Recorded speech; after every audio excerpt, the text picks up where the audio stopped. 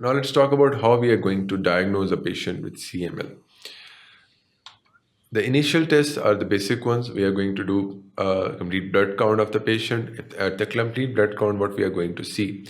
We are going to see anemia because the RBC count will be low.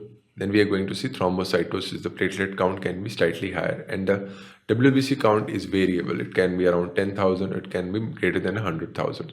But if we have a big picture in which there is unexplained thrombocytosis and unexplained WBC count increase, and also if we do a peripheral blood film, then later on we can move on to the other tests. So the initial test, the screening test, can be the complete blood count. Then along with the complete blood count, we can go do a peripheral blood film. The peripheral blood film will show us myeloid cells. They can show the blast cells. They can show a large number of blast cells, and they can show a very few number of blast cells. So the peripheral blood film is variable.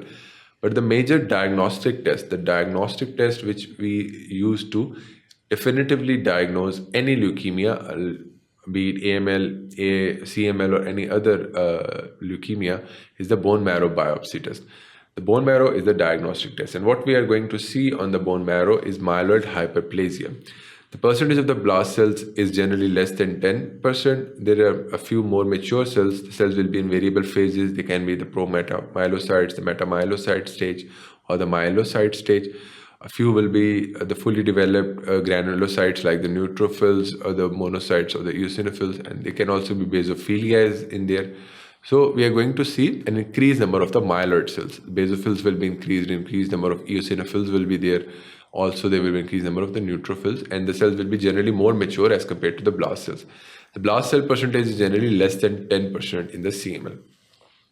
So we have done a hematologic investigation, we have diagnosed the patient with CML. And then to further confirm our diagnosis, we can also do certain types of cytogenetics, because the 922 translocation is so common in these patients. It is good to do a karyotype or a FISH analysis to look at the chromosomes so that we can definitively diagnose the patient with CML based on this karyotype. Here you are seeing on this karyotype picture, this is the chromosome 9, this is the chromosome 22. And what happens is part of this chromosome 9, for example, as the arrow indicates this part, it breaks down here and gets attached to that chromosome 22 part. So this chromosome now, a part of the chromosome 22 then attaches here to the 9th chromosome.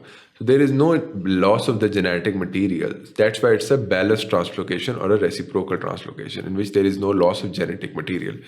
But now this chromosome has parts of both 22 chromosome and chromosome 9. And that is called a Philadelphia chromosome. There is a fusion of the BCR-ABL gene that leads to the formation of the Philadelphia chromosome. So this karyotype shows the chromosomal translocation. We can also see it on the FISH. FISH stands for the fluorescent in situ hybridization test, in which we can visualize the chromosomes with the help of various fluorescent studies.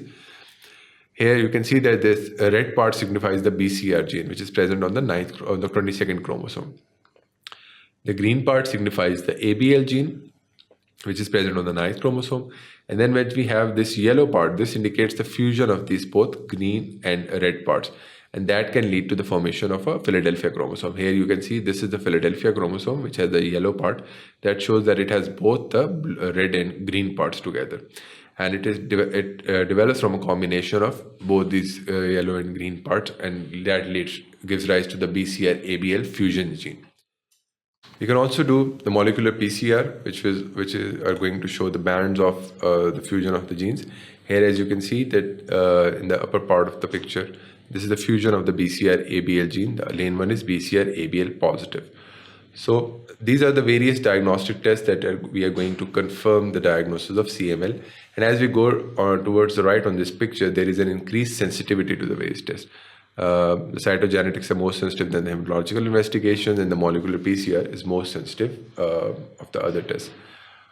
So these are the various tests which we are going to do to diagnose CML. Now let's talk about a few diagnostic criteria specifically for the accelerated and the blast phases. There are various types of diagnostic criteria for these accelerated and the blast phases. Let us first go through them, and then I'm going to tell you what are the important things that you want to keep in mind going forward, and what are the take-home points from this slide. There is an MD Anderson criteria for a diagnosis of accelerated phase of CML. That criteria says that to diagnose the patient with an accelerated CML phase, the patient should have peripheral blood or the bone marrow myeloblast should be greater than the 15% and less than 30%. The peripheral blood myeloblast per pro myelocyte should be greater than 30%, and the bone marrow basophil should be greater than 20%. And the platelet count should be less than 100 microliters of the blood, and it is unrelated to therapy. Along with that, there can be certain addition clonal cytogenetic abnormalities on the Philadelphia chromosome positive cell. So a huge list of the various possibilities. Now, another criteria is an IBMTR criteria. This is for the diagnosis of the blast phase, and it says that there should be greater than 30% of the blast cells in the blood, bone marrow, or both. Should be certain extramedullary infiltrates of the leukemic cells.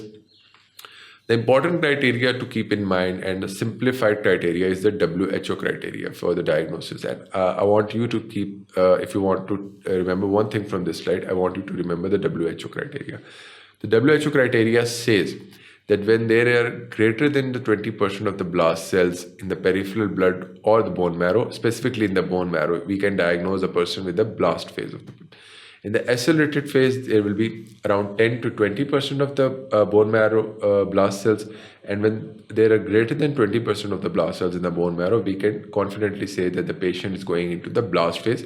Or you can also say that the patient has transformed into an acute leukemia. Remember when we talked about AML, we said that in AML, there will be greater greater than 20% of the myeloblasts in the bone marrow. So this is the same thing. When there are greater than 20% of the myeloblasts or the myelocytes in the peripheral blood or the bone marrow, we have said that the patient's leukemia has transformed into an acute state or it has transformed into a blast crisis. Along with that, there should be certain extramedullary blast proliferation leading to the splenomegaly, hepatomegaly, or there can be certain generalized lymphadenopathy as well. And there are large foci or clusters of the blast cells in the bone marrow biopsy.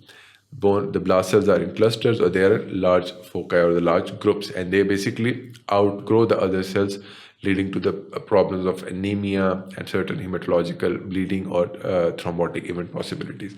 So the take-home point from this slide is the WHO criteria for the diagnosis of accelerated in the blast cells.